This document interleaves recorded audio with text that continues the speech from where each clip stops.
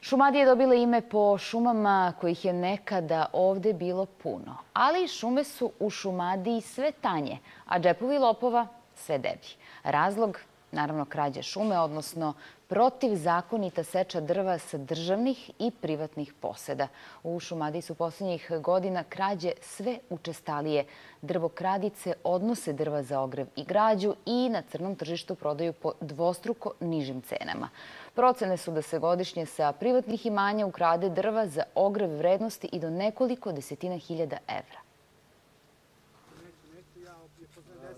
Selo Adžine livade nalazi se na 15 km od Kragujevca. Ovaj kraj poznat je po gustim šumama. Stari planinski putevi tokom jeseni i zime su često teško prohodni, pa je do pojedinih poseda moguće stići samo traktorima. Vlasnici privatnih poseda pod šumom ovde dolaze uglavnom u sezoni seče ogreva pred zimu, što potencijalnim drvokradicama ostavlja više prostora za ilegalnu seču i odvoz ogreva. Viš koliko je debelo to, nije mogo čovjek sam da ovo da nosi, ovo je dvojica moli da seču i da nosi. Drvokradice najčešće seku kraj puteva i na obodima šuma kako bi stabla lakše odneli do kamiona i traktora. Panjeve uglavnom prikrivaju lišćem i granjem da se krađa teže uoči. Našao sam granje i panjeve isto. Sve to noći rade uveče ili izjutra rano. Mene su osekli prošle godine 2 komada, ove su godine osekli 3 komada. To je oko 3 metra sade i prošle godine 2, to je 5 metar drva. To su izgledaju verzirani kod svija iste panjeve, ostavljaju, pokrivaju šumom da se ne vide, a sve ovrške ostaje tu kod da mogu i to donesu. A vidi se sam prostor prazan jer je više nema česte šume nego nestalo više ogromnih stabala koja su bila. Vlasnici ovih šuma smatraju da je reč o dobro organizovanim grupama koje u kratkom roku obaraju stabla, seku i odvoze ih, uglavnom do već poznatih kupaca. Drva za ogrev potom se prodaju po cenama od 20 do 30 evra po metru. Na dojavu čoveka koji ima šumu pored mene, koji mi je rekao dođi, šuma ti je uništena. Ja sam došao i zatekao isto pored puta, ali u dubini šume. Znači put koji ide kroz moju šumu, osečeno još 9 velikih cerova. Tako da mi je ukupno osečeno 12 cerova. Ponavlja se to iz godine u godinu, ali su do sada sekli tanja stabla. Međutim, sada su počeli da seku jedna stabla koja su, mogu da se koriste kao građe. Osečene su 4 velike bukve i sitnih drva, tako da je to, ako bi se u drva pretvorilo, to je negde možda 30 metara drva. Od početka godine na području Kragujevca zabeleženo je 36 dela krađe šuma, najčešće na seoskom području. Često se krade na privatnim posedima, ali i šumama kojima gazduje preduzeće Srbija šume. Kako je reč o krivičnom delu, u zavisnosti od obima i namere, za protivzakonitu seču šume predviđene su novčane i kazne zatvora od 1 do 3 godine. Opustela srpska sela, sve starije domaćinstvo, posebno u planinskim područjima, sve više privlače kradljivce šume. Videli ste primjeri Šumadije, a još gore na jugu zemlje, posebno u graničnim područjima sa Kosovom i Metohijom. O krađi drva zaštiti šume nadležnostima i kaznama, ali i novom zakonu o šumama. Ovog jutra razgovaram sa Sašom Stamatovićem, direktorom Uprave za šume u Ministarstvu poljoprivrede. Dobro jutro, dobrodošli. Od krađe šume, kao što smo i imali prilike da vidimo, mnogi su napravili ne mali, možemo da kažemo dobar biznis. Kako tome stati na put? Bio bi dobar da je legalan. Pošto nije legalan, za njih je možda dobar privremeno. Kao i svaka druga krivična dela ili bavljenje ilegalnim radnjama najčešće zavisi od obima potencijalne koristi i potencijalnog rizika kojom je izložen. Ono čime se Uprava za šume, ajde da kažem i ljudi plaćeni da se bave zaštitom i uređivanjem propisa, mi se bavimo umanjenjem, to je povećanjem njihovog rizika za bavljanje tim poslom i to smo poprilično uradili ovim zakonom, izmenama i dopunama zakona. Obzirom da je stanje na tržištu, znači jedan kompleks faktora utiče na ljude da se usude da ukradu generalno bilo koju tuđu imovinu, pa i drvo koje je na otvorenim prostorima i teško ga je čuvati. Dobro, šta je u planu, odnosno šta je to što ste vi promenili u tom nacrtu, što do sada nije postojalo? On nije nacrt, on je zakon koji je stupio na snagu prošle srede i praktično danas od prošle srede se sprovodi. Dakle, šta je to novo što mora da se poštuje?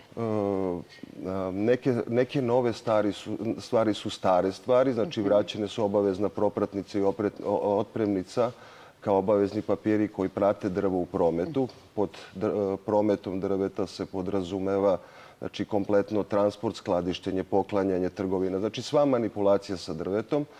Za to je potrebno da imate određene papire koji se zovu propratnica i otpremnica. Također uveli smo obavezu evidencije i vođenja knjige evidencije svih koji se bave prometom drveta, osim za privatne vlasnike, to je sopstvenike koji za sopstvene potrebe kući voze. Tako da smo napravili jedan instrument koji obezbeđuje sledljivost i mogućnost kontrole, krenuši unazad tako što se drvo nađe na pijaci, pa se nazad na osnovu evidencije može utvrditi kome i od koga je otkupio taj koga prodaje na pijaci, pa da se dođe unazad sve do mesta seče. Jer nije samo krađa kao oblik ilegalne pojave u odnosu na promet drveta, već su i mnoge druge, a smanjenjem ovih drugih onemogućavamo i povećavamo rizik za krađom kao najdramatičnijim.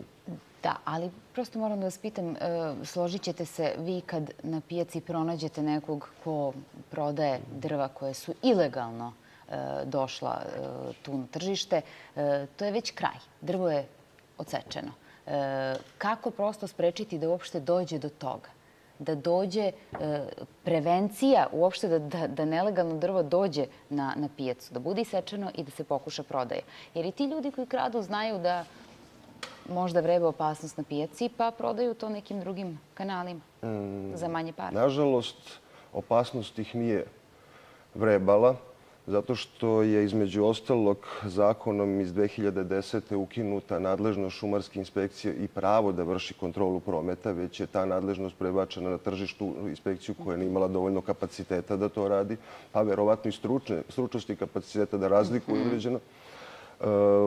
Ukinuta je bila i nadležnost, to je s ovim izmenama zakonama smo dali nadležnost čuvarima šuma, dakle budem najprostije rečeno šumarima, da i oni se bave kontrolom drveta, prometa drveta koji su direktno na terenu. Ovaj put smo ih proglasili službenim licima zvanično zakonom i time im dali, hajde da kažem, i prava i dužnosti koje pripadaju tim službenim licima. Ali i obaveze. Tako je, prava i dužnosti, da oni mogu direktno u šumi na terenu, zaticanjem na šumskim putevima, da sprečite da sam način odbiju šumokradice od krađe, da praktično i omogući da se opešteti čovek čija je imovina na ovaj način prisvojena. A s druge strane, zaštitili ste opet i te šumare, kako ste im dali status službenih lica od raznoraznih napada, a to se dešavalo, ako se slažete. Nije to toliko retko. To je otvoren prostor šuma. Da li ima dovoljno šumara, sad ja vas da pitam, koji ćete da čuvate šume? Mi smo na ovaj način, da kažem, davanjem različitim delovima sistema, kao što su šumari, šumarske inspekcije, praktično povećali korpus ljudi koji će se baviti i imati pravo da preduzimaju radnje prema počiniocima, povećali broj ljudi. Ono što de facto fali određeni broj inspektora, znači nama trenutno nedostaje minimalno 8 inspektora, na postojeća 34, taj broj i u centralnoj Srbiji imamo 7 inspektora, to jest 34 nisu samo inspektori, to su i šefovi inspekcije i načelnik inspekcije, znači, ali imamo 34 ljudi u centralnoj Srbiji koji se bavi time i veliki broj šumara koji očekujemo da će nam puno, ne nama, da će raditi svoj posao i na taj način puno pomoći u sprečavanju ovih ilegalnih radnji. Jel treba pokreti čitavu Srbiju, složit ćete se? Jer je to ipak sad jedna armija ljudi. Do sada se nismo bavili time svi zajedno i nismo mogli da se bavimo. Također su drastično povećane kazne. Sad ćemo o tome. Prvo za početak. Svi oni koji otkriju da je na njihovim posjedima došlo do seče, krađe drva, kome treba prvo da se obrate, koga prvo treba da zovu? Ovako, u konkretnom slučaju što se krađe tiče, to je krađa kao i svaka druga. To je krađa nečije privatne imovine. I ovdje se u konkretnom slučaju nešto je specifična i postoji krivično delo koje je u krivičnom zakoniku definisano kao šumska krađa. I za to delo su zaprećene kazne u zavisnosti od količine, znači do 1 metra kubnog je do 1 godine zatvora ili novčana kazna. Ako je preko 5 metara, ako je preko 5 metara kubnih količinu ukradenog drveta, zaprećene kazne se kreću i do 3 godine zatvora. Ali postoji veliki niz, kao što sam vam rekao, mesta na kojima može da se spreči ili sankcioniše promet drveta, koji je vrlo bitna stavka u samom ilegalnim aktivnostima. Samo da odgovorim konkretno na vaše pitanje, znači u obzirom na propise koji uređuju krivične postupke, krivični postupak, svako je najpametnije mu da se prvo javi policiji, podnese informacije o tome šta mu je, koje su količine. Šumari iz javnog preduzeća, ali i nadležni inspektori se tu pojavljuju kao asistencija, obzirom da se radi o specifičnoj robi za koju je jako teško utvrditi količine. Ne zna svako da izmeri količinu drveta. Tu se šumari pojavljuju kao državni organi koji će asistirati. Nakon poziva policije pojavljuju se šumari, oni vrše procenu obračun, o količini i vrsti mestu drveta i svim neophodnim radnjama koje policija od nas bude zahtevala kao licima stručnim za taj posao. Kakva je dalje procedura? Šta dalje onda rade? Policija, kad sakupi dovoljan broj elemenata, jer ona ima instrumente da dozna informacije koje, ipak složit ćete se, ne mogu svi organi da nisu im dostupni. Oni nakon prikupljanja podataka ponose javnom tužiocu. Također, osim krivične prijave po službenoj dužnosti, postoji krivična prijava, privatna krivična prijava. Tu se radi najčešće o ljudima koji su oštećeni i oni mogu, ukoliko čak državni organ i odbije, ne goni se krivična prijava po službenoj dužnosti, oni mogu direktno da podnesu krivičnu prijavu kao oštećena strana. Ali bi samo da napomenem nešto što je jako bitno. To drvo će se negde pojaviti, ono mora da stigne do šporeta, mora da ode do pijace, mora da bude u kamionu. Da, ali kad vaši inspektori, odnosno šumari, daju tačno opis količine, vrste, verovatno da se onda lakše prepozna to drvo. Tako je, ali mi ćemo sada i kontrolom na pijaci... A s druge strane, složit ćete se, može da završi odmah direktno u nečijem dvorištu. Pa možda jedino kod prvog komšija, ali najčešće tamo gde ima drveta, tu nije tržište drveta. Tržište drveta je najčešće u Beogradu, u Vojvodini, u velikim naseljenim mestima i ono mora da dođe na pijacu, gde je i cena najbolja. To je ono što sam na početku rekao, odnos potencijalne dobiti i rizika. Dobit je trenutno velika, ali najbitnije mere koje smo mi kroz kaznenu politiku predvideli je da svi koji učestvuju u ilegalnom prometu mogu da snose sankcije. Tako da preduzetnici, a to su ljudi koji prevoze to drvo, će snositi sankcije, ne govorim samo o ukradenom, nego o drvetu bez adekvatnih papira. Dakle, svi u nizu snose sankcije. Tako je, i to predviđene kazne su vrlo značajne. Za promet drveta fizička lica koje se bave time je 10 do 50 hiljada, preduzetnici, da kažem, to su najčešće prevoznici, 100 do 500 hiljada dinara je kazna.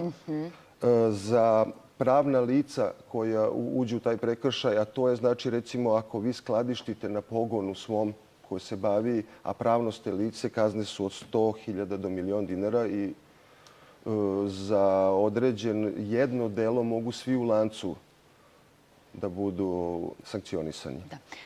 Pored celokupne ove finansijske štete koju čine vlasnicima, pošto se obično kradljivci odlučuju za krađu sa privatnih poseda, oni zaista čine veliku ekološku štetu. To je stihijska seča, neplanirana seča i to je nešto što je stvarno posebno što kad pričamo o požarima, na primjer, koliko je to štetno, koliko je neophodno drvetu jednom da izraste, da postane stablo i koliko znači uopšte u prirodi svima nama.